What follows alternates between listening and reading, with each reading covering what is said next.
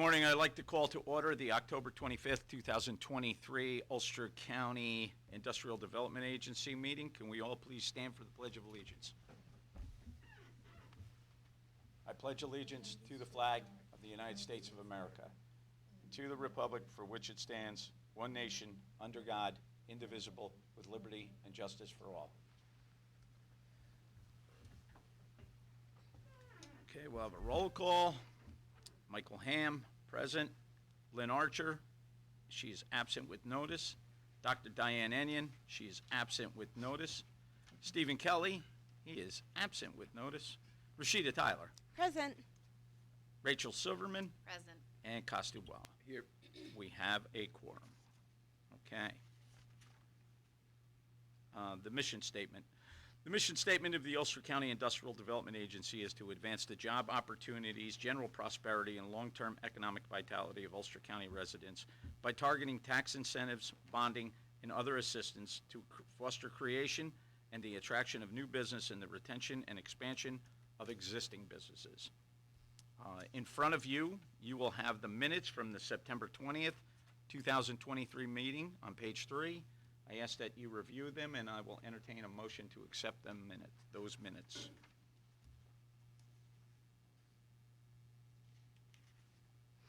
I move to accept the minutes. We have a motion by Rachel. Second? I'll second it. Second by Costu. Okay. Public comment, agenda items only. Oh, I'm sorry. All in favor? Aye. Sorry. Aye. Okay. Thank you, Joe. That's my job. That's Joe, you're the man. Public comment, agenda items only. Nothing? No one? Okay. Executive session. Matters of staffing? Yes, personnel matters. Personnel. Review of personnel history and consideration of same. Okay.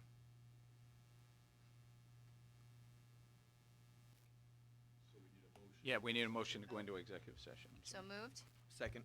All in favor? Aye. Thank you. Bill, it'd be about 15 minutes. It won't be too bad.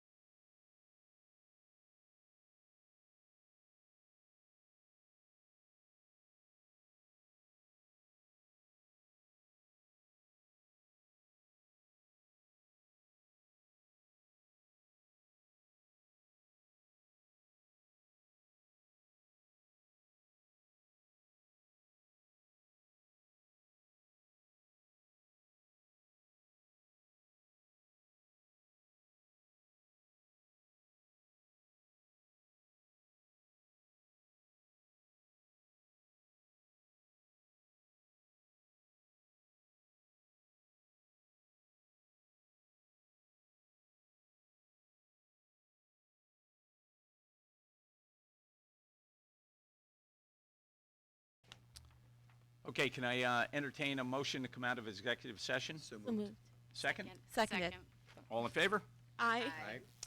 Okay, the ayes have it. I'd like it to be, to note it that no,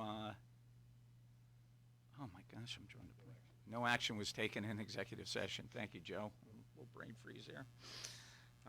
Okay, so moving ahead. We'll move into the chair's report. So the chair's report, I'll keep it brief. I've been working together with Hillary and Lisa and Joe. We've been talking to potential clients coming our way. We're looking forward to some applications coming in. And, once again, I say it once, I say it again. I believe as far as this entity goes, this is one of the best supporting casts I ever work with. Everybody does a tremendous job, and they step up to the plate anytime they're called upon. And I appreciate all your hard work, and Hillary is just killing it, okay? So it's fantastic. And that is my report. Thanks. We'll now go into the executive director's report. All right, thanks, Mike. So I'm going to just start where he left off and talk about projects. So we're excited to say that we've been hearing from many potential projects from across a wide range of industries. We've heard from solar, manufacturing, mixed use, nonprofit. We even had an opportunity this month to be a resource to a local municipality, thanks to Joe, about some infrastructure concerns that they had. And just as these move forward in the coming months, we can't wait to, have some of these come before you. So a lot of these are just in like the pre-application stage, but we're looking forward to bringing those before the board. And I just want to mention that we also recognize that IDA benefits may not be right for all projects, but we are really trying hard to be a resource to the community, sharing information that we have and making sure that we're supporting our broader mission and kind of pointing people in the right direction who may not, necessarily meet the requirement for IDA benefits. So that's where we are at with projects. In terms of office space, so I know this has been very exciting. I have looked at probably no less than 6 or 7 now different office spaces right here in Uptown Kingston. And as of, when I wrote this, things have already been updated. So we did look at a space that is right around the corner on the other side of the church here that we're very excited about. I sent Joe the lease last night. I don't know if you've had a chance to look at it. Sorry about that. Just because we would love to take possession of it for 11/1. I got her down to $975 a month, which, some of the other places that we had been looking at were a little bit under that. However, the space was extremely small. This will fit Lisa, myself, and a small conference table. It has a separate entrance. There's parking, so for us to kind of be able to do some business there, obviously not public business, we still plan to use the county building for that.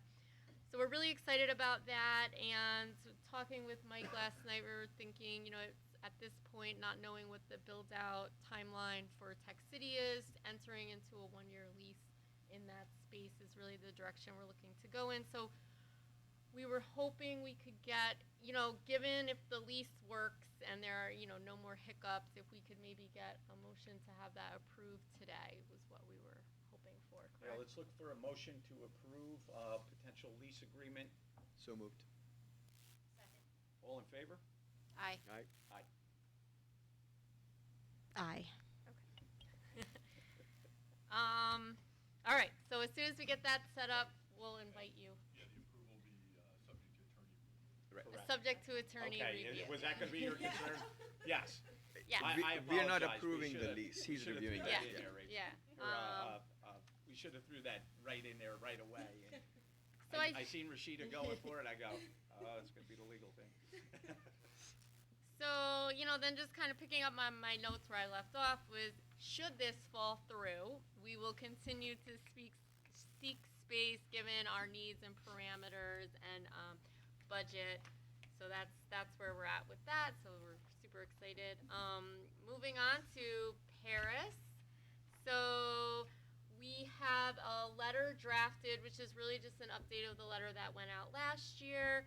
And this is going to go out to all of our projects for the annual report, you know, the requirements and the paperwork that they have to send to the IDA. We're planning to have Mike sign that today, and that we're looking to have that go out via email and by mail. As we know, sometimes contacts change at businesses. We want to make sure that they receive that on November 1st. So we want to get that out as timely as possible. We're looking to start scheduling on-site visits. I know everyone's favorite. For the month of December and January, we kind of want to use like February as the worst case scenario should there be weather, other things.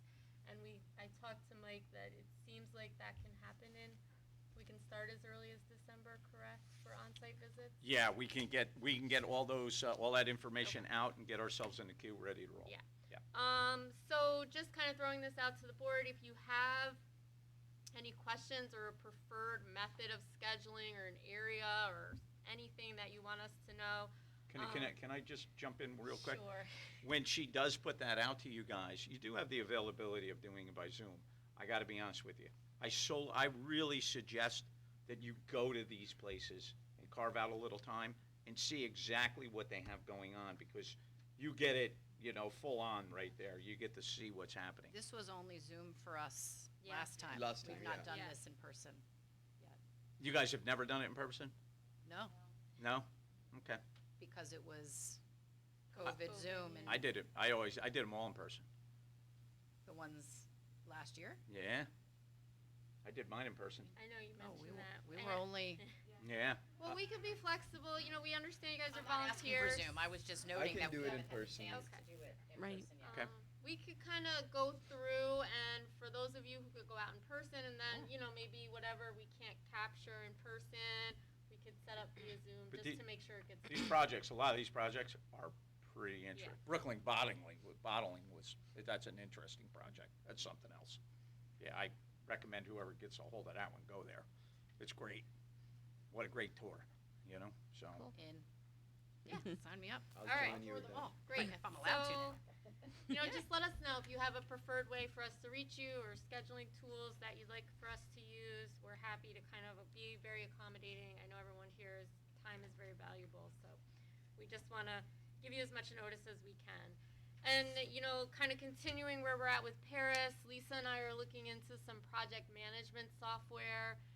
This way stuff can get done kind of in real time as things are received from companies. We have a way to track that, file it. We're not just like scrolling through emails looking for things. And this is also kind of, you know, as we're going to talk about it in a second, but you know, as we work towards getting some of our IT stuff in place, we think the project management software is a good place to start. We're also going to be meeting with BST to collaborate with them and ensure the fiscal end of the report is completed, you know, kind of go over some of our expectations. And then one last note on Paris, or two actually. I'm attending an IDA boot camp on November 9th that got approved at the last board meeting. And that hopefully will give us some additional resources to effectively get Paris done and get it a 10 out of 10 is our goal. And then I'm going to plan to reach out to our audit company, which is PFK O'Connor Davies, in the next week. Just so you guys know, in the past year, I looked at the RFP that went out. We did one last year for the audit. That was done over the summer. We had all the bids in by September, so I'm hoping that the board is okay with us using O'Connor Davies again this year, because I just don't think we would have time to switch audit companies, and I don't know if that needs to be approved using them again, or we can just confirm. Okay. So, any questions on Paris? All right.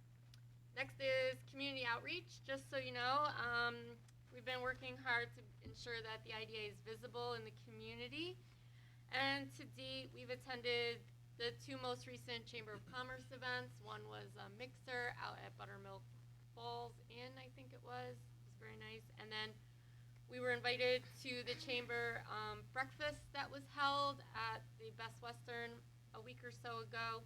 And we were able to kind of get up there, introduce the IDA as a new member, which was really nice. And so those are great networking events. We also attended 2 events that were hosted by Ulster Strong, which is an economic development entity located here in Ulster County. And one was a housing summit. Both Mike and I were there, which was really well done. And there's like a think tank called Patterns for Progress.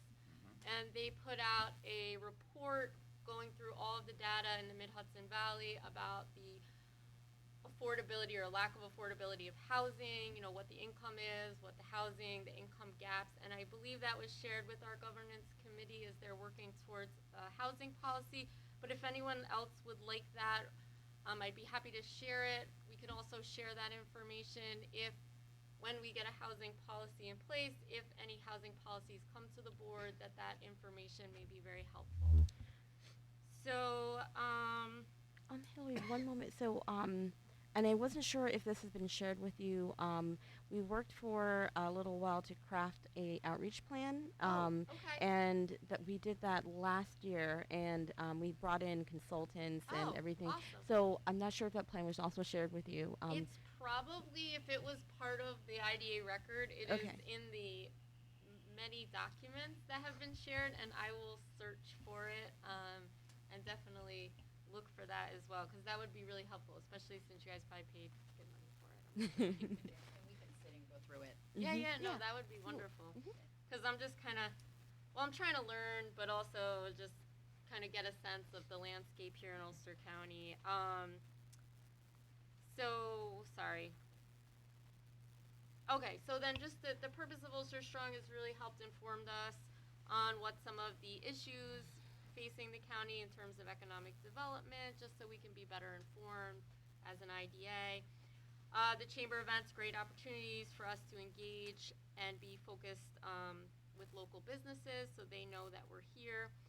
We've also been continuing to sit with local leaders and neighboring IDAs and economic development agencies. So in the last month, I've spent time with the Sullivan and Columbia County IDAs, talking to their executive directors, just to kind of learn about their process, best practices, as well as how do they overcome common challenges that IDAs are facing.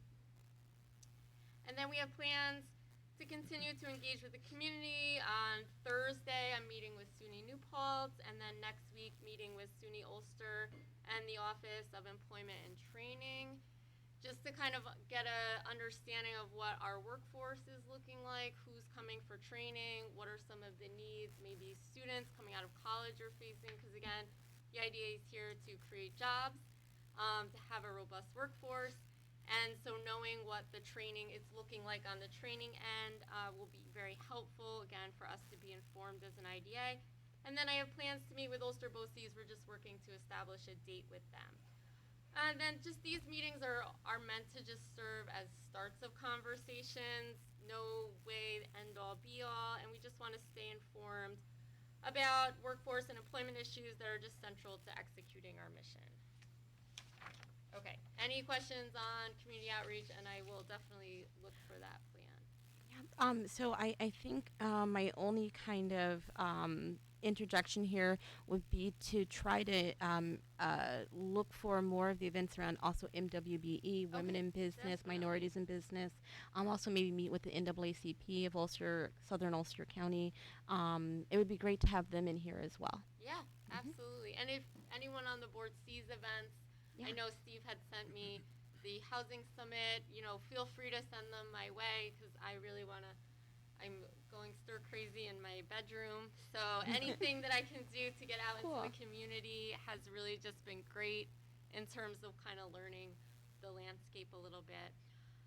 And then, okay, so then the other notes I have are going to kind of piggyback off other agenda items, but that's all I have for the executive director's report at the moment. If anyone has any other questions. I don't have any questions. I just have a small suggestion Yeah. with regards to reports or any documents that come in. Mhm.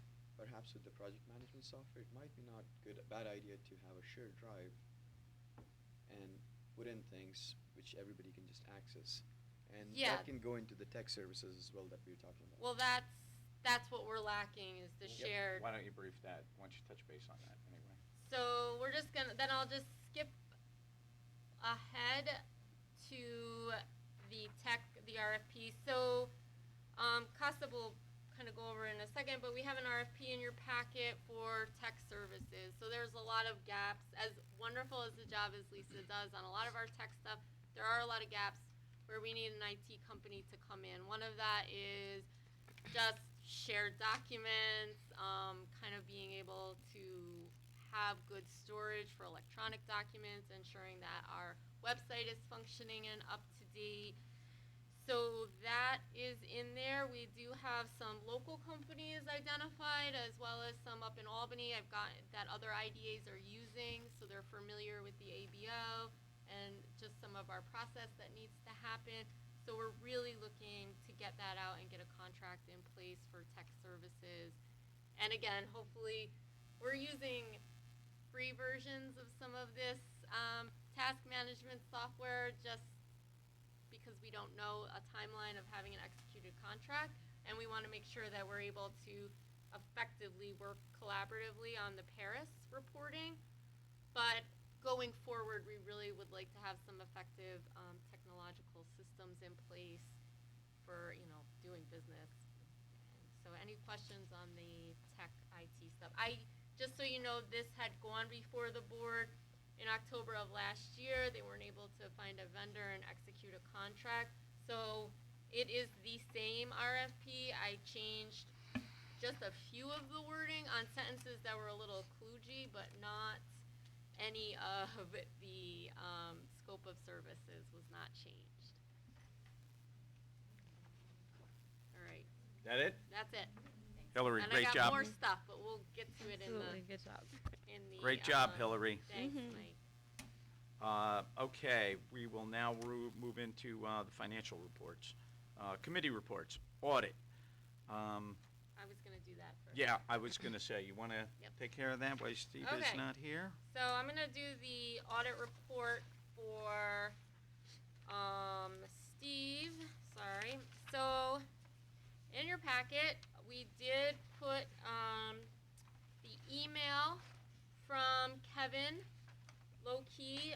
This is the Innis and Euphoria, and then you should also have are they in here? Sorry, I'm just looking for the actual report. Page 9. I think they're in the stapled. Oh, in the staple, Yeah. thank Yep. you. Okay, so I had the opportunity to meet with Kevin and just really go over what we're looking at. And I know in the last meeting, there was a question from one of the board members on some aggregate data. So when you look at this one where it says September 2023 monthly UCIDA report, that is the monthly information that was sent to Low-Key on their overall compliance. So that was, of the workers that were working on that project for that month, how many were compliant, how many were not. So you can look at Innis and Euphoria. Innis having 89 of their workers, 89 were compliant, and then Euphoria, 67 workers, 47 were compliant. And that their total monthly average was 70 for Euphoria and 100 for Innis. And then the second one you're going to see is the monthly local labor status report. So for Euphoria, they are on site every month. For Innis, they are on site every other month. So this is just who was there on the day that they showed up. It's just a snapshot of what was going on that day. So Innis was not monitored in September. They're on it every other month. Euphoria, when they were there was 2 workers, and they were 100% local. They check IDs when they're on site of the labor and the staff that are working. Is it a scheduled visit for them? Is it random? No, it is random. They do not know when they are coming. Thank you. That was my question. Yes. And then in the email, you have their overall compliance number. So this is to date, from the start of the project to today. And you will see Innis, their overall compliance at 83, and then Euphoria overall compliance at 68.49. And then the last month is their overall compliance last month. So you can see if it's going up or if it's going down. I did ask Kevin if going forward that number could be included on one of the other pages, because just for our record, keeping emails, it makes it a little more challenging for us as well as for you guys to know these numbers. And then just moving in, looking at the fact that Afuria has not really made a lot of movement. They're only at 68%. I did direct Joe to send out a compliance letter to them, just letting them know. They have to, I believe, be 75% at the close of the project using local labor. The fact that they're, at 68 and the project's not done, they do have time, but we want to at least let them know. And this way they have an opportunity to correct that, and they did respond positively, and so we are looking hopefully to start to see that number go up. And I also talked to Kevin about that, who he indicated that one of their vendors who brought on a lot of, I guess, labor was from out of the area, which is why. So he anticipates that that number will go up as well, because that portion of the project is wrapping up. So we're hoping to see them get that up, and that number start to inch forward over the next few months. So When is the project expected to I complete? believe like late spring is kind of the sense, April, May, that I got from them. So we don't want to send this out in March and then they have no time to get it done. But they did respond positively that they're now aware and they're going to work on this. So any questions on these audit reports? I have a question. Yes. Just for my own understanding. The compliance numbers that we're looking at in this email, these are based on the self-reported numbers? That's a great question. I'm not sure how they compile that number, and I Okay. can ask. I would just be curious if that's based just on the self-reported numbers or some combination Combination of of yeah, their they're surprise monitoring. visit as well. If we use the self-reported numbers to send a compliance report, and then we use the self-reported numbers to check response to the compliance report, Yeah. I would just feel like that'd be interesting to know.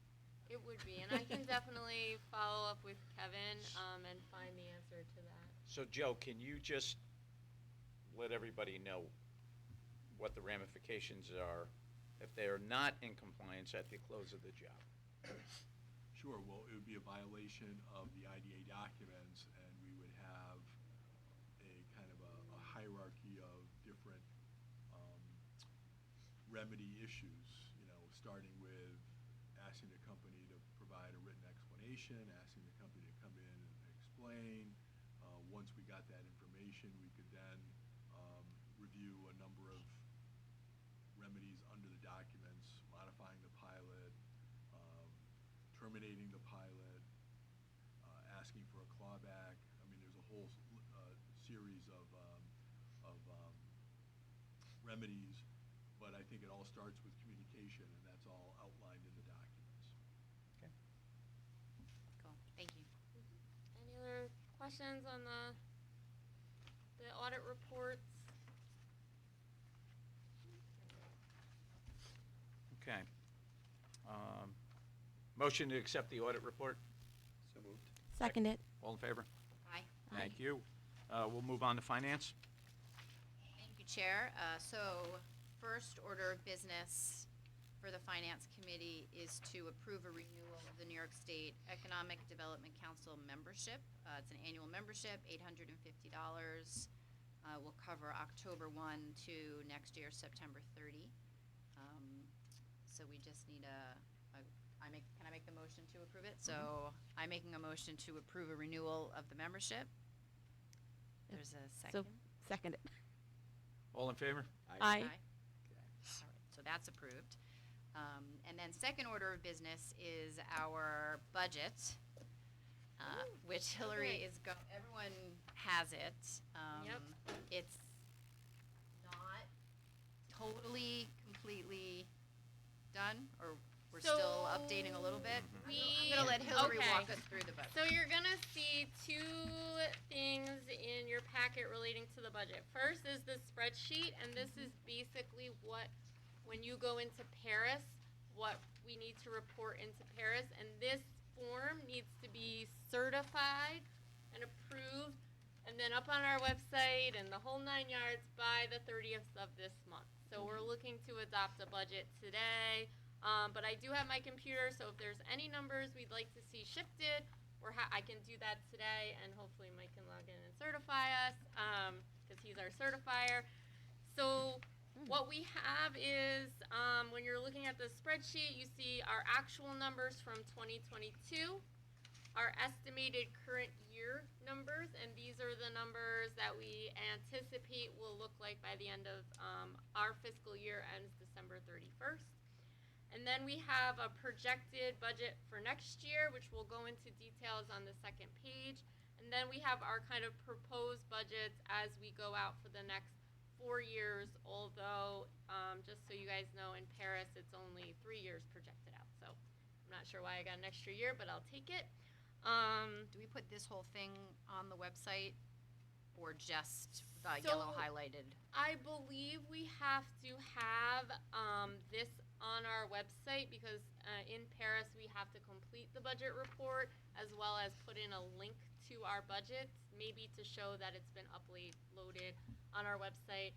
Okay. Not 100% sure, I'm still kind of learning the ropes on this, but that is what is, when you log in, what you see in there. So, so just kind of turning to the next page, we're gonna just look at what these numbers broken out for this year are, and then we can kind of go back to where we came at going forward. So, actually, let me go back. Let's go back to our, sorry. So we're gonna go back to our revenue and financial sources for this year. So the 141, and where did this number come from, you may wonder. So this number is proposed for next year. And this is where it got a little kind of guessing. So what BST did was take money that we anticipate coming in, and these are our project fees as well as some kind of outstanding closing costs on Kingstonian that have yet to be received because that project has not kind of come to fruition. So this is assuming what we have in the pipeline comes forward. This is that number. This is assuming no other projects come down the pipe. We don't have a pending approval right now before the board, so we're kind of trying to be fiscally conservative here. We really do feel that we will have more projects come, but this is looking at numbers that we hard kind of expect to see in 2024. And then the only other number of money coming in is our investment earnings from money that is in the CDs, is my understanding. But that may be, the CD stuff was a projection. We didn't have those actual numbers yet. So, questions on our income and revenue for next year? Okay, so now we'll go over to our expenses, which is on the next page.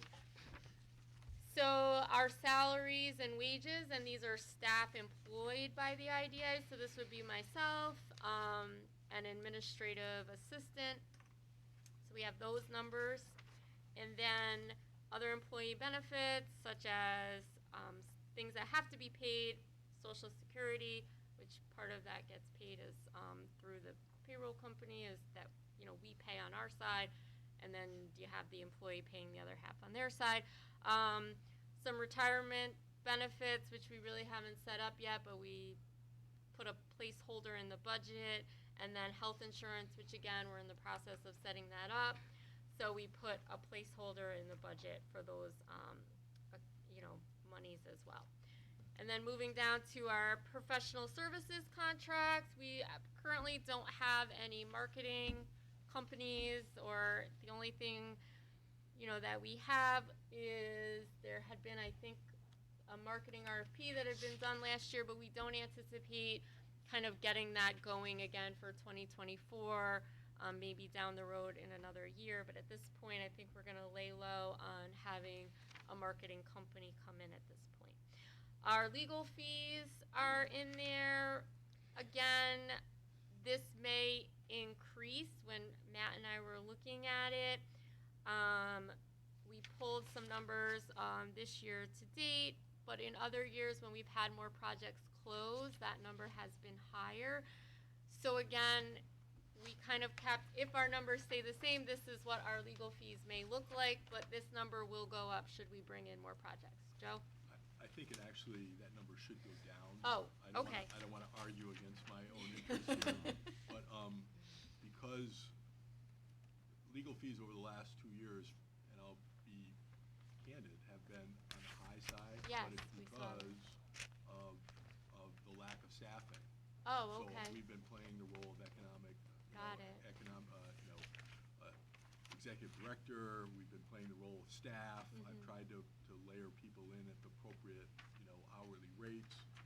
That number should be more than fine for 2024. Okay. Because I'm not going to be doing the Oh. ED work. Well, that is And- very insightful. Thank you. And with respect to projects, the project applicant pays our fee. Oh, So that's off Okay. books for the IDA.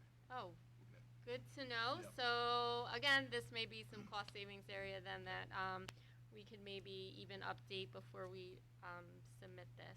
And then our financial services cost, BST gave me this number because it's their number, so I took it at face value. Our audit services, we have the contract with PFK O'Connor Davies, and it's 25,000. He did put in a little bit of an increase if that service has gone up from last year to this year, so that's why that number is different. We don't anticipate having any audio-visual professional services contract for the upcoming year, as we have all of the equipment that we need. We do have, we did budget $40,000 for IT services. We have the RFP. We don't know what we're going to get back, but he and I both felt that that number made sense given what we are looking for the IT company to do. I anticipate, if anything, that may be a little bit lower than that. We're not looking for a ton of IT services, but we don't know what they're going to recommend either, or areas where we may need to come up in compliance, or maybe some complexity things that just are outside my scope of knowledge. So we tried to kind of give enough space in order to fully execute an IT contract. And then office rental, I think we did in the neighborhood of $1,200 a month plus utilities, and that's where that 20,000 came up. And so we're gonna go over like phone services in a minute, which is not included in any of the offices that we've looked at. So, but many of them have utilities included, so there's a little bit of a buffer there, and so we think we're kind of on the mark with the office rental services. Moving through supplies and materials, we just use kind of numbers from the past year to kind of carry over. We anticipate that may be somewhat similar. They're just, I think we bumped it up a little bit just because we are going to be moving into a new office, so there just may be some office like chairs or I don't know, things like that may need to be purchased, but we still think that number makes sense given that Lisa and I have most of the computer equipment needed as well, so we shouldn't anticipate much on that end. And then other operating expenditures are annual website costs, software, so we're currently using QuickBooks, and then should we need to purchase some sort of project management software, other types of software, right now, I think there was one other that we're paying software costs that we pay annually for, and I couldn't remember off the top of my head, but I believe our QuickBooks is rather expensive, so that's where the bulk of that is coming from. Postage, we spent $33 to date on postage, plus $3.50 for our PO box, so we kind of just kept that. We anticipate having a little upkick in postage as we start to mail stuff out for the annual report, which is why the number is what it is.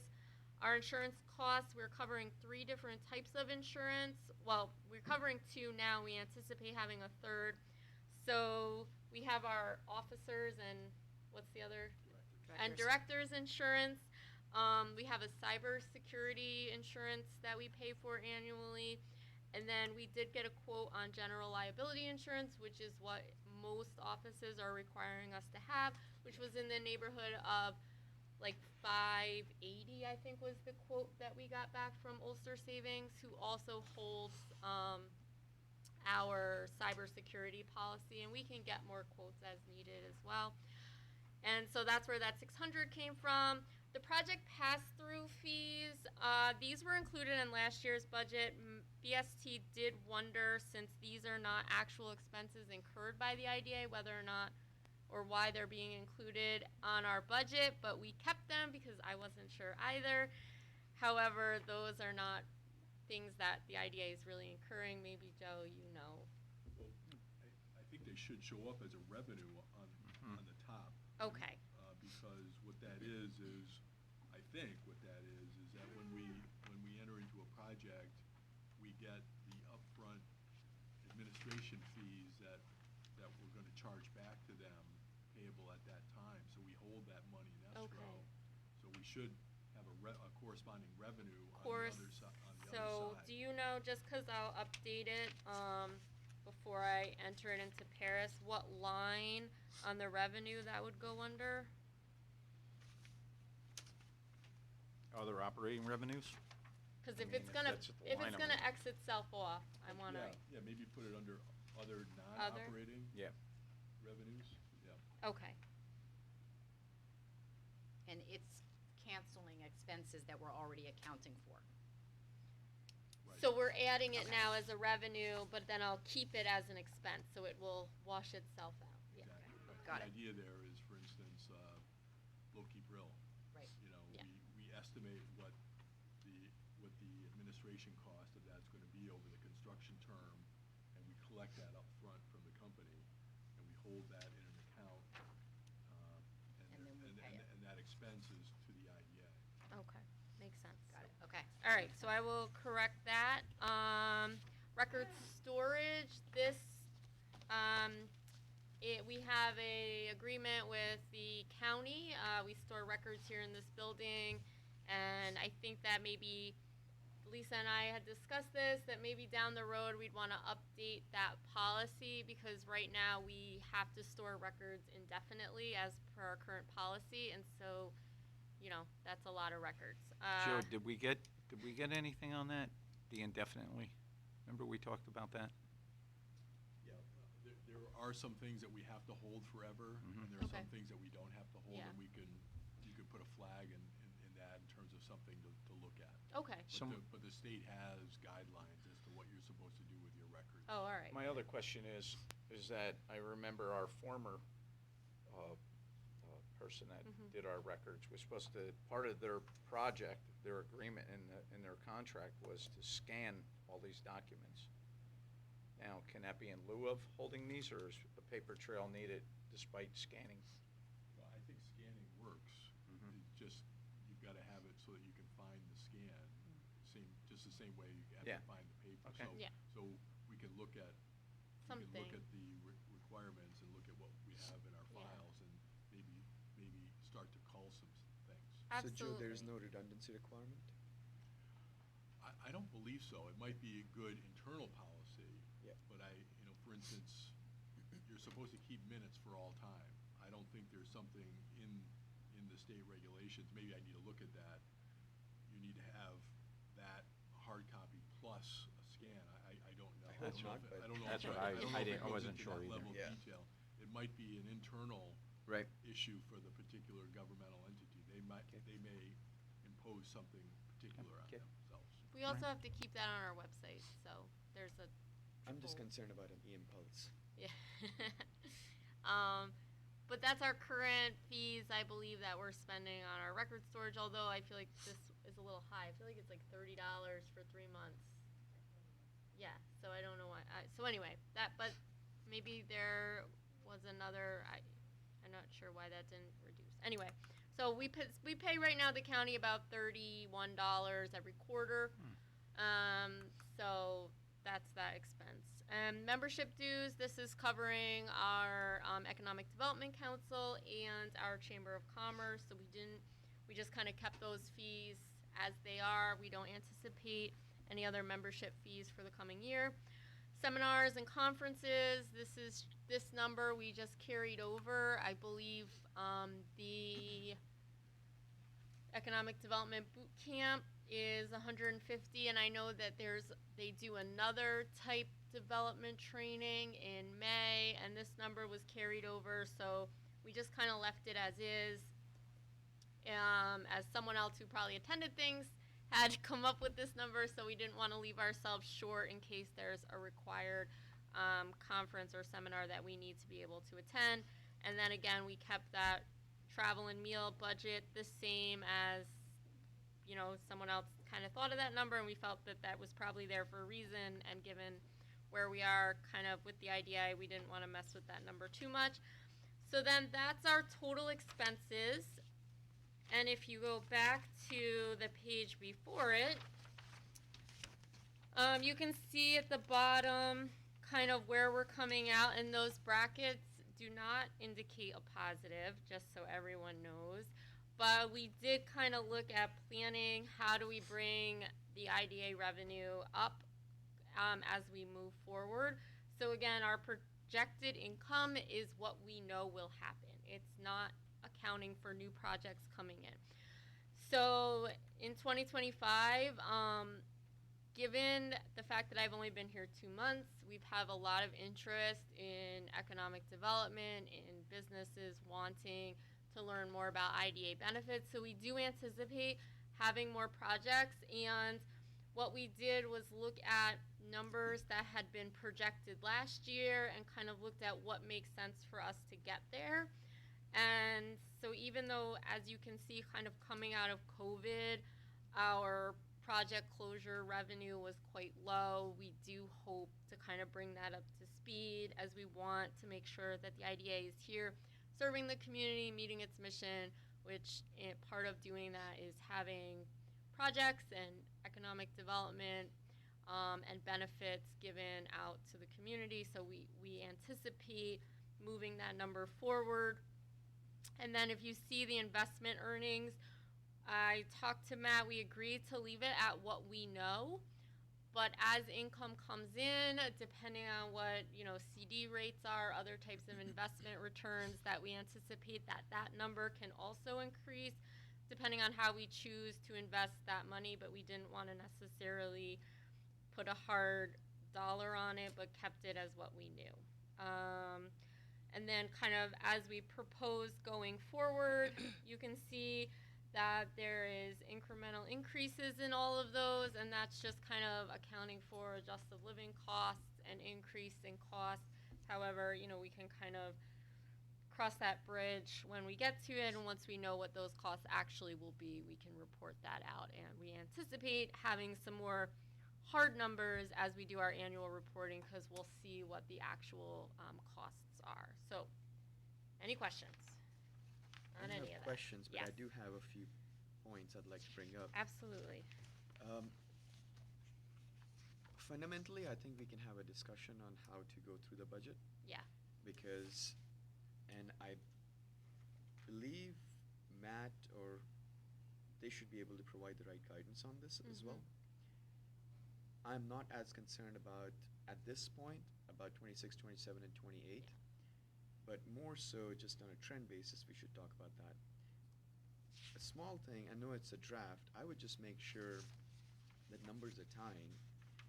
I think expenses on the next page, 12, are different than page 11 for 24, and I have a feeling that's simply because the sheets are not linked. They are And- not, and Matt and I, we went through this a couple times. So, yeah. So that's just good practice. The other thing I was going to, more importantly, bring up, I'm not very comfortable with showing certain, so this is a question to Joe, I'm not keen at all on showing our budgets to the general public just yet. Now it's on this, because if we have RFPs going out, that's providing a lead in to the bidder what our budget is.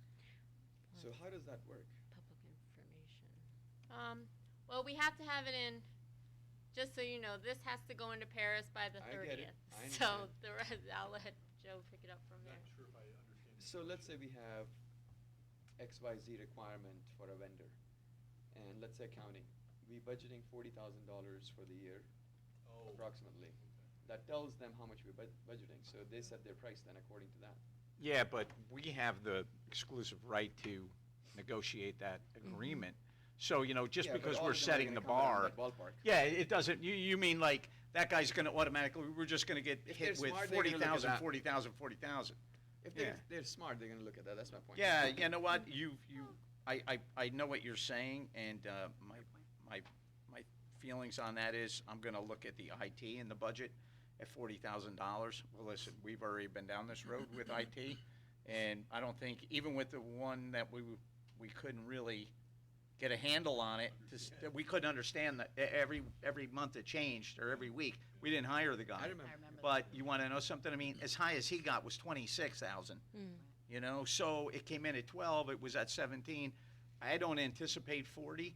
I think once this RFP goes out and it pretty much defines it, somebody's gonna have to be realistic. We will know as a board That's- automatically if somebody's price gouging, just going, well, We you got- got 40 grand. One for You know? 300,000. I remember that. So Yeah. yeah, so there's a So, you know, I mean, we've got him as far as, Ohio came in, the guy wanted $93,000, you know, we went, okay, This could shredder, work in our you know? favor. I'm the- fine Right. with it the as other way. long as we're aware of it. Yeah, I see what you're Yeah. saying, like you tip your hand and you show them all your cards That's and go, okay, what's your bid? That's But But if you, the transparency Yeah. could work in our Right. favor in the sense that maybe Yeah. the same person looks and doesn't bid $300,000 for a job for which there's a If they're smart $40,000 about it. budget. Yeah. And no, some I information is think- just I going to think be with that public. budget, I you're mean, pretty much yeah. erring on the side of caution, knowing, Yeah. you know, you need to umbrella it, you know? And we've known from past history, that has been reduced before, you know? I Yes. mean, you're not, you know, Yeah, I mean, I think Preston. you make a good point, but there's really not an option. As long Yeah. as No. we're all aware of And- this, that's all. and I think the way you protect yourself is through your procurement process, Yep. you know. so I'm also comfortable knowing that this RFP has to come through governance, and I'm sure you're gonna turn over every single rock Thank for you. you know, so I'm pretty confident of that, okay? Thank you. So, I think we should speak afterwards or Yeah. another time about the details on how to trend this as well. I Because it may not 100% fit. agree. You know, coming on board, Yep. I think we probably in the future would love to spend more time on creating a budget, and Matt and I are both new to the role, so looking at maybe some best practices going forward is definitely where we're leaning, and kind of figuring out how to appropriately kind of trend it going forward is something, yes, we definitely want to do. But we also want to make sure we're meeting our deadlines. So I am going to make the addition of moving the pass-through up to the other non-operating revenue, so that will cancel out. Are there any other changes that One we want? minor. Yeah.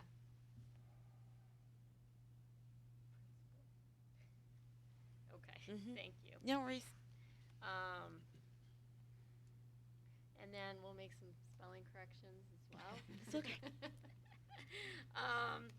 So we're gonna change that, and any other changes that we'd like to see to the budget. I would just type things out, that's all. And then I think we need a motion then to adopt it, and then maybe you could certify it later today, Yep. if that works.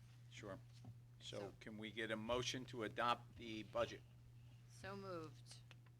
Second? Second it. All in favor? Aye. Okay. So Okay. moved. Great, thank you. All right, great job, Hillary. Thanks. Yeah, you Oh, did, Budget. We got it done. Budget. Did a good We'll- job. We'll call it at that. Okay. you did a great job over the last several weeks on that, that was great. Do we need the invoice tracker reviewed as part of the finance report?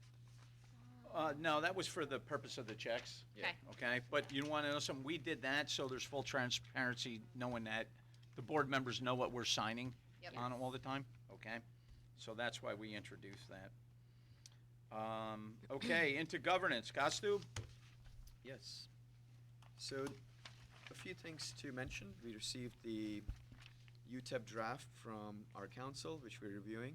We'll hold a governance committee meeting soon as we have availability. We'll set it up in the next week or two, so we have met at least once before the next meeting, and I'm sure we'll have to meet again. There's a tech services RFP that Hillary mentioned earlier that is going to be approved as well. Unless there are any additions, which are welcome, I'm okay with the RFP as it stands currently. It's the old RFP that was reviewed in last October, I believe, so there's nothing difference. And I'll also look for receiving the document on remote access policy from our council. That's all. Kastu, thank you very much. Thank you. Okay, that brings us into old business. So I'll open the floor up for council. Joe Scott, Zinke. Right, so I'll start, and if anyone has any questions. On Zinc 8, as I reported at the last meeting, shortly before the last meeting, there was some media reports regarding the status of that matter. I, at the request of the chair, reached out to the project applicant. They confirmed, they got right back to me. They confirmed the media report, said yes, there's a lot going on with respect to the project and the company in general. They indicated that they were willing to come to the October meeting to give a report. I confirmed that last week. They in turn confirmed, again getting back to me very quickly, confirmed that they would be able to attend today.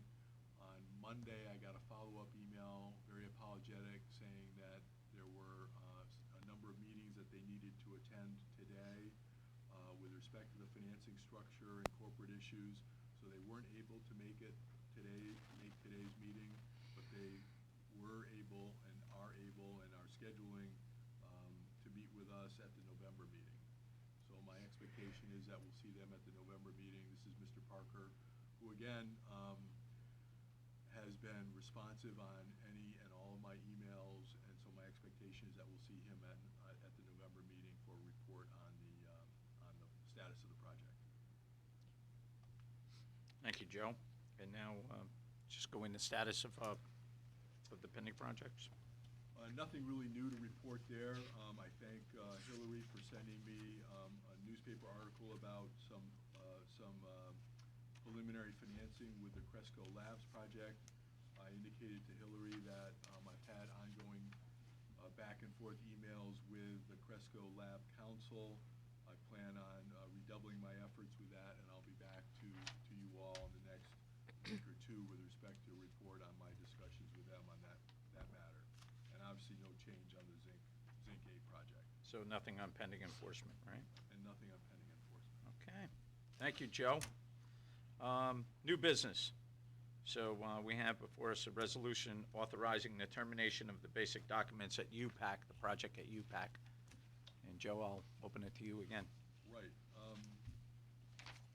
If you go to page 15 of the materials, and I had an extensive discussion on this matter with Hillary yesterday to make sure that staff and council were on the same page. This project is a very interesting project.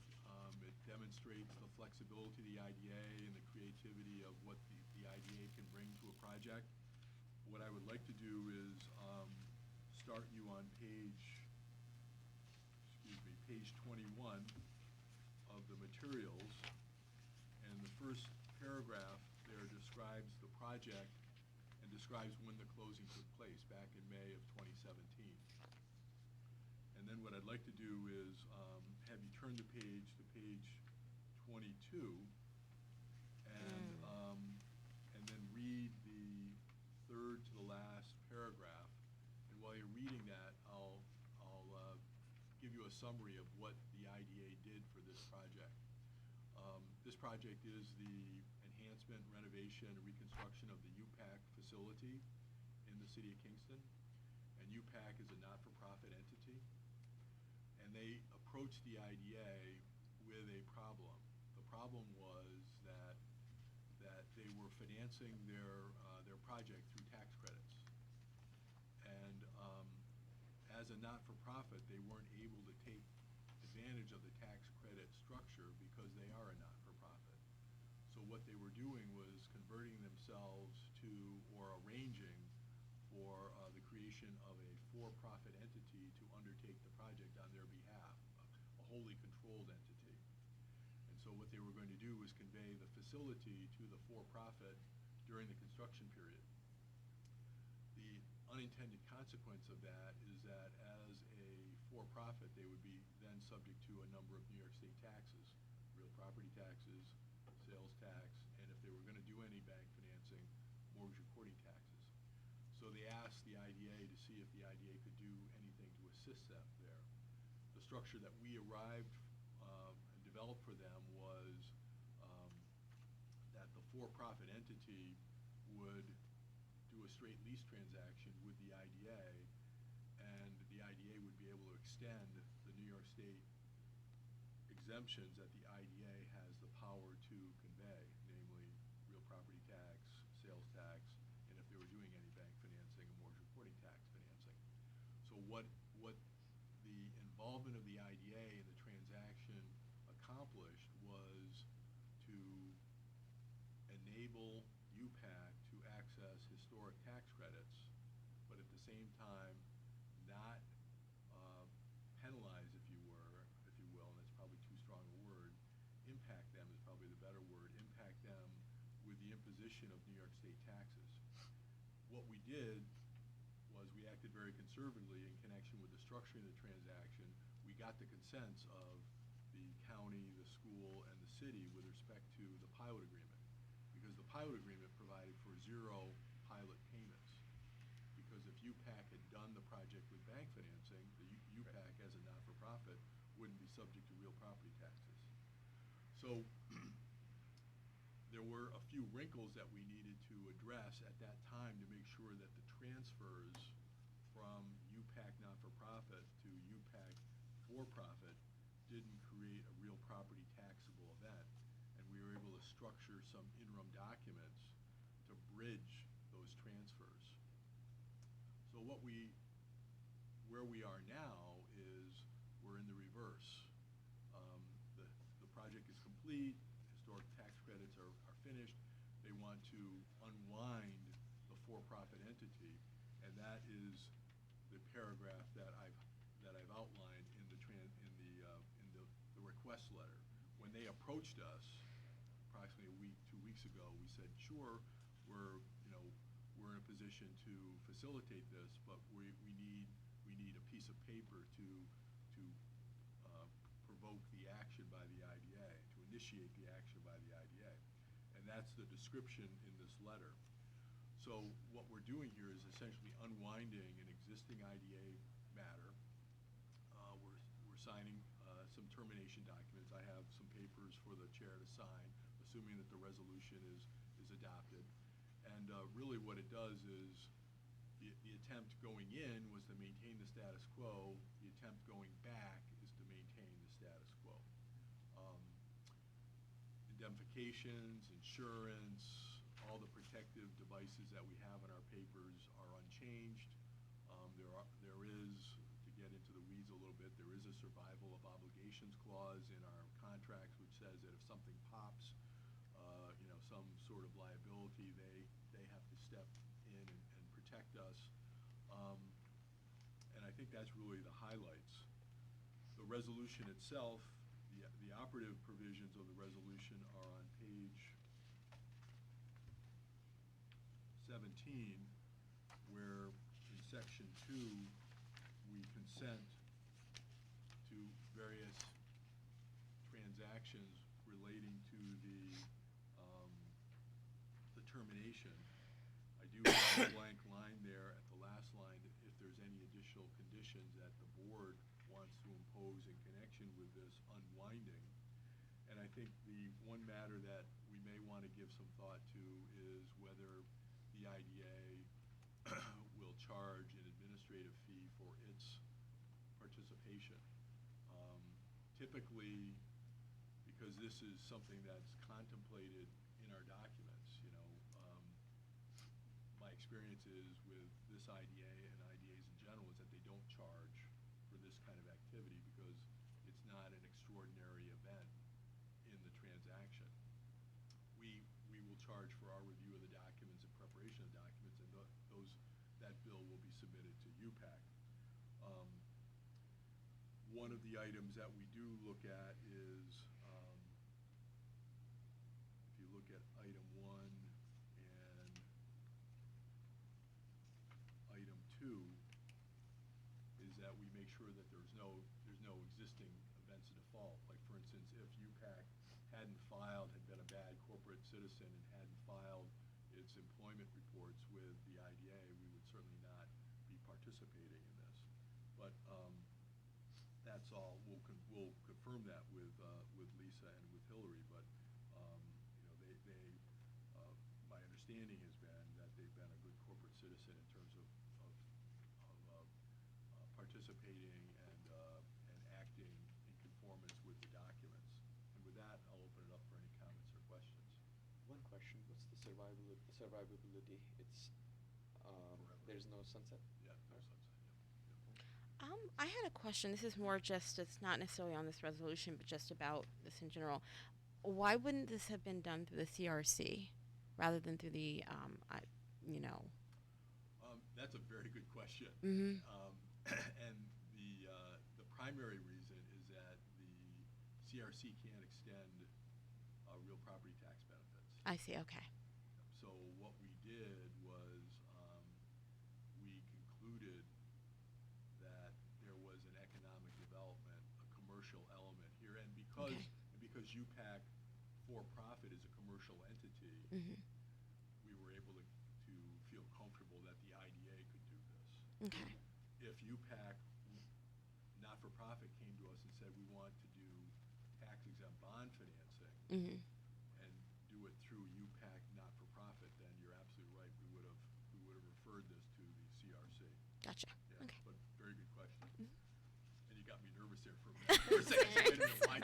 But no, UPAC not-for-profit, was creating UPAC for-profit, and that's who we did the straight lease transaction, a commercial entity. Okay. Yep. Thanks. I have a question, just from Sure. my understanding. Why, and not specifically for this one, why would we ever not agree to do this? Sort of like, I guess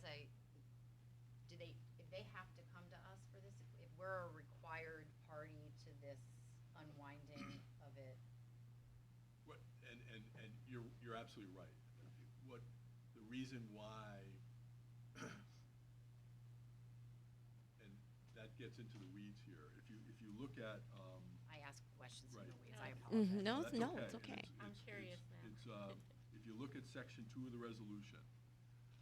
Well, before you look at section 2 of the resolution, in response to your question, why is this subject to our approval? Because in our straight lease documents, the company has the option at any time to terminate the papers and have the project conveyed back to them. So it's self-operating if the company notifies us. But that sort of gets to my question, Right, so and- why? Right, and so, and I'm just confirming your base understanding. Right, that's Okay, right. Right. That's all I know so Okay, far.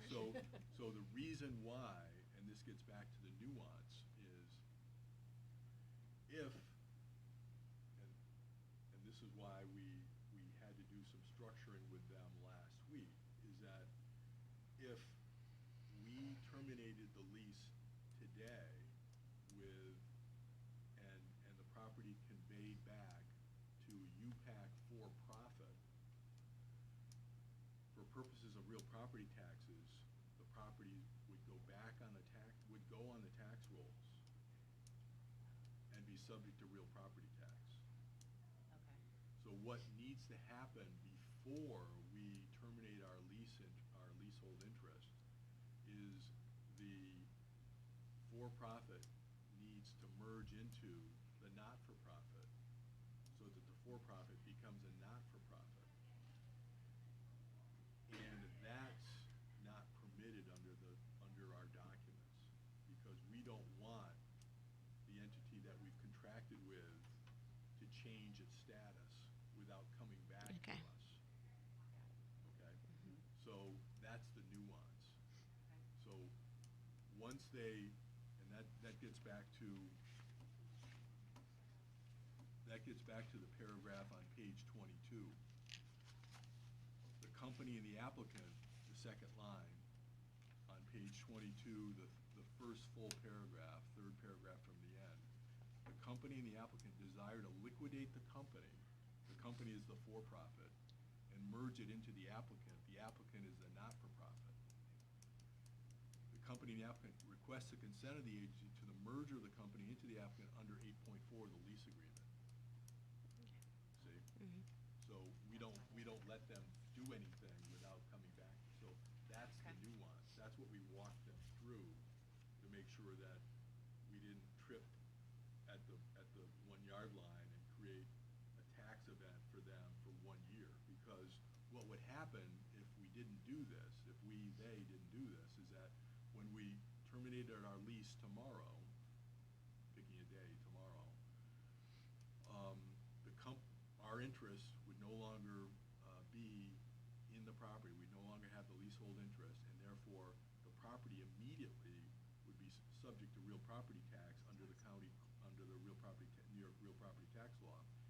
And it wouldn't go off the tax rolls until the next tax status date, because at that point they would have completed the merger. So if they completed the merger after our conveyance, they would have real property taxes for that period of time between now and March 1. But by doing the merger before, it's governmental entity to not-for-profit, not governmental entity to for-profit, then not-for-profit. So we're aiding our partner Yeah. in this process, and we are protecting the county because we are only doing this when we're confident that they have been a good corporate citizen Right. this whole time. Exactly. I got it. What we're doing here is treating the not-for-profit as a not-for-profit throughout the term of the financing, even though it became a for-profit at one point. Yep. Yeah. Okay, I got it. Thank you. No, it's very interesting. And I'm just telling you, I kind of, as the intro, people, and you see it all the time, and there's a fair amount of criticism out there about industrial development agencies and what they do and what they can't do and why do they do this. But it's an incredibly powerful instrument, locally controlled, and incredibly, the amount of creativity that you can bring to a transaction with this entity is remarkable. And this is an example. So with that, I'll open up for any further comments or questions. Any other questions? Nope. Can I get a motion to accept the resolution consenting to and authorizing the execution and delivery of certain documents with respect to a merger and resulting termination of basic documents regarding the UPAC LLC project? So moved. Second. All in favor? Aye. The ayes have it. Thank you.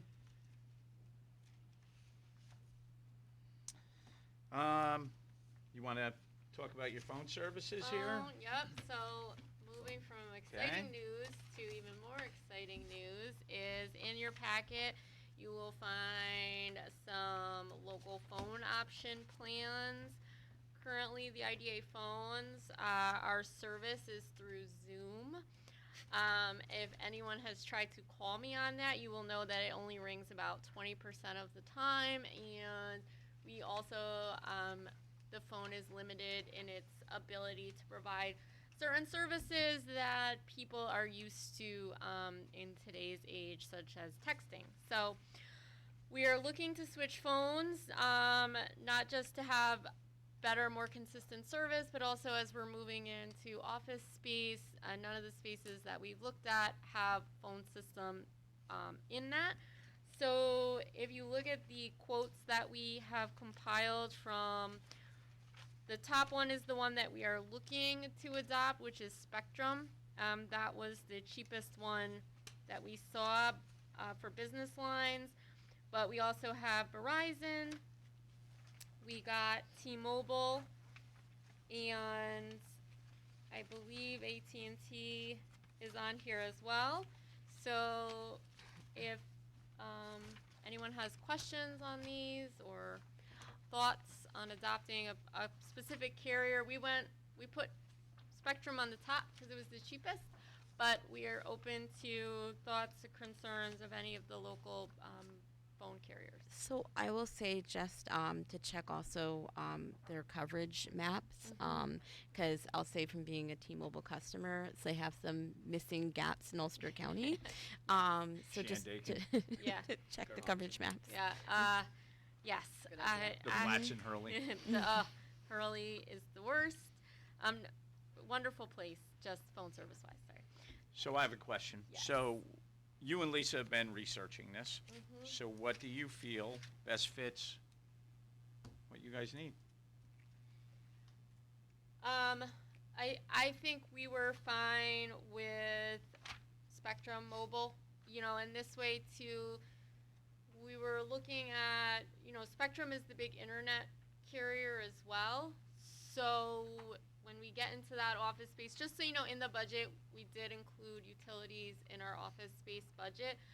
So, we kind of bounced the idea of using like a mobile hotspot for our internet connectivity, but if that doesn't work, we may be able to get a better deal if we're using Spectrum for phone and internet, should we need to go that route, versus if we then have to get into another, provider. If we go T-Mobile, they may not have an adequate internet service or one at all. So. So I know you know this, I'm sure, but this requires an internet connection for this price.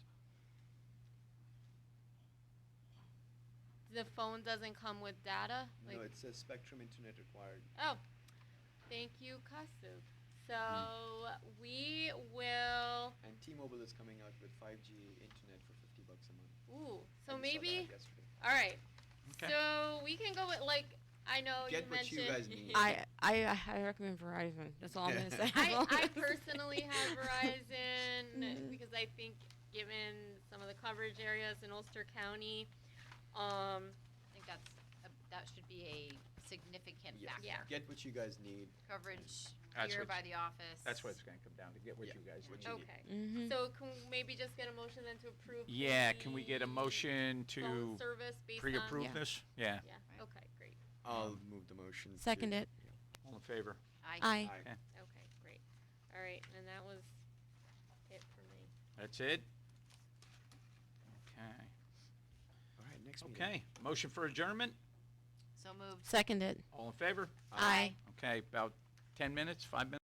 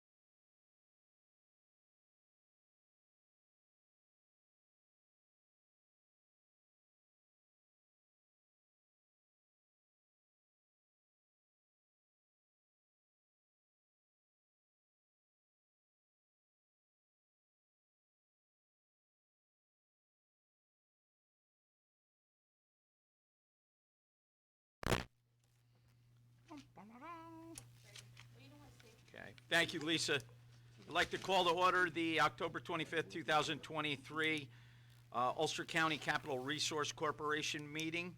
I'll go to a roll call of Michael Ham here. Lynn Archer is absent with notice. Diane Enyon is absent with notice. Stephen Kelly is absent with notice. Rashida Tyler. Present. Rachel Silverman. Present.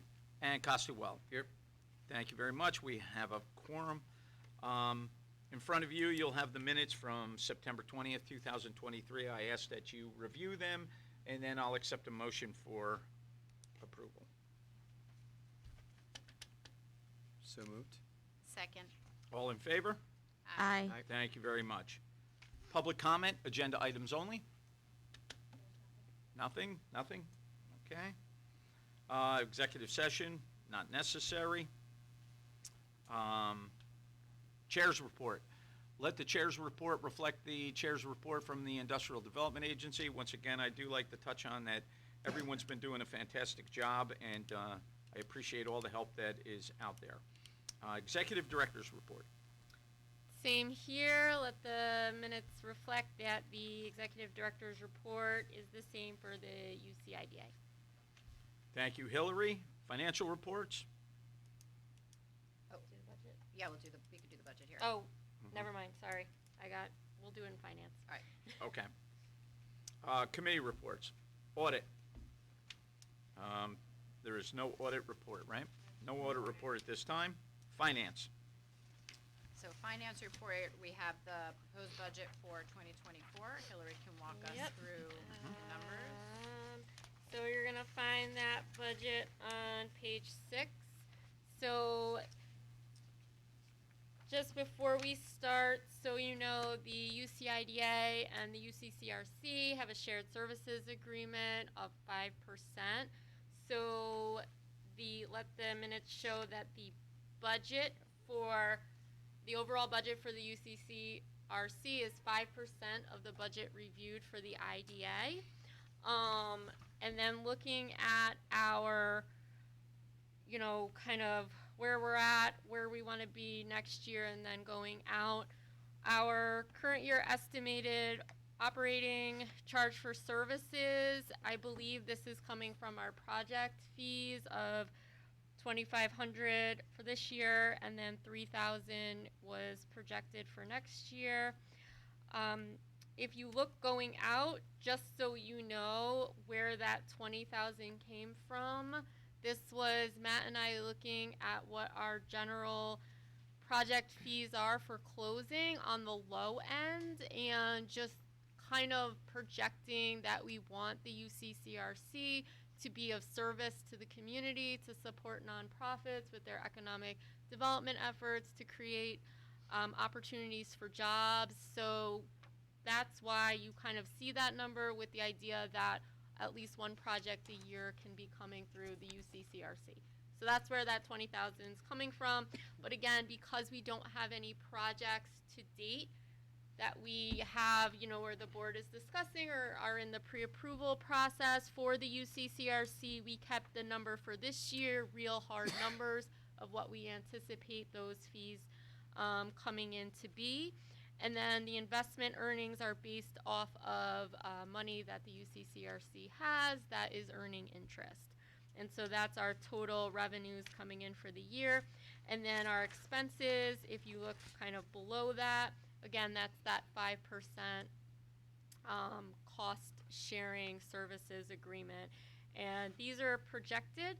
And so as you can see, when we look at our total in the bottom, those brackets, again, not indicating positive, but as we go forward, we do anticipate that if we are bringing projects from the UCCRC, it's covering its expenses in order to do so. So questions on this budget? I just want to highlight that up in operating revenues for 22. That's 76,000, so everybody's aware. That came from Romeo, correct, Joe? Mm-hmm. Yes. Okay. So, questions on this? Okay. Is there a motion then to adopt the draft Yes, motion to adopt the draft budget. Second it. All in favor? Aye. Ayes have it. All right. Over to governance. Thank you, Hillary. Thank you, Chair. Please let the minutes reflect the same information and comments from UCIDA meeting earlier today. Nothing else to report here. Okay. Any old business? Any old business? Any new business? I have new business. Okay, I forgot to read the mission statement for the UCCRC. I'd like to take the opportunity to do that now. The mission of the Ulster County Capital Resource Corporation is to promote community and economic development in Ulster County in ways that complement the work of Ulster County, primarily through issuing and selling bonds for nonprofit institutions. Thank you. Is there any other new business? Motion for adjournment? So moved. All in Second. favor? Aye. Thank you.